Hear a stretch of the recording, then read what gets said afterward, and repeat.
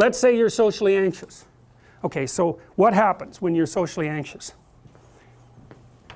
You go to a party, your heart's beating. Why? The party is a monster. Why? Because it's judging you. And it's judging you, it's putting you low down the dominance hierarchy, because that's what a negative judgment is. And that interferes with your sexual success. And that means that you're being harshly evaluated by nature itself. Right? So you are confronting the dragon of chaos when you go into the social situation. And so what do?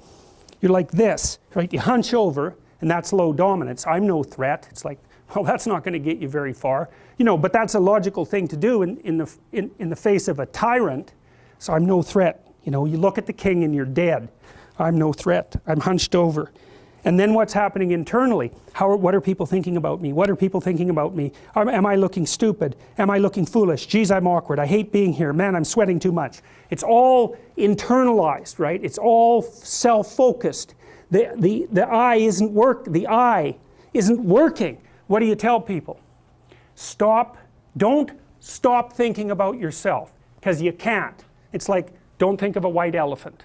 White elephant, white elephant, white elephant. You can't tell someone to stop thinking about something because they get caught in a loop. What you do with socially anxious people is you say, look at other people. Look at them, right? Why? Because if you look at them, you can tell what they're thinking.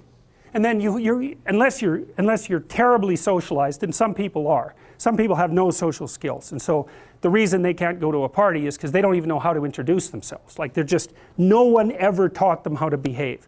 And so they're really good candidates for behavior therapy, because you walk them through the process of how you actually manifest the procedures that are associated with social acceptability. But most people aren't like that. They have the ability. So if they're really introverted and high in neuroticism, they can usually talk quite well to someone one-on-one. Why? Because they look at them. Well, if I look at you, it's another thing to do if you're ever speaking to a group of people. Never speak to the group of people. That doesn't exist. You talk to individuals, and then they reflect for you the entire group, because they're all entrained. So you look at one person, they broadcast to you what everyone's thinking, and you know how to talk to one person. So it's easy. So as soon as you focus on the person, not you, you push your attention outward, use your eye, you push your attention outward, and you start watching. Well, then all your automatic mechanisms kick in, and you stop being awkward. Because if we're talking and I'm looking here, I don't know what you're going to do next, and I'm going to put disjunctions into they're like bad chords in the melody of our conversation. And the reason is I'm not paying attention. So that's why the eye is the thing at the top of the pyramid. It's like the thing that enables you to win the set of all possible dominance hierarchies is the eye. Pay attention. Pay attention. That's the critical issue. That's why the Egyptians worshipped Horus.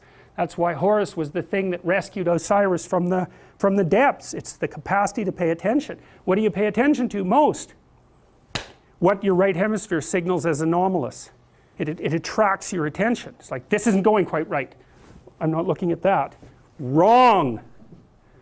That's what you look at. That's what you look at. What's not going right. Because that's the terrible monster that might eat you, but it's also the place you get all the information. So that's why it's useful to have discussions with your enemies, because they will tell you things you do not know. And that's such a great thing, because if you don't know them, well, you're not very smart, are you? You know, there may be a time when you go somewhere that's the thing you need to know. And maybe your enemy will tell you why you're such a fool, you know, and a bunch of other things that aren't true too. But even one thing that's accurate, it's like, yeah, thanks very much, man, maybe I'll do some work on that, and I won't have to carry that forward. So, and then that's part of the reason, again, why the terrible predator, it's always the terrible predator that has the gold. It's like, it's the person who delivers the message you do not want to hear.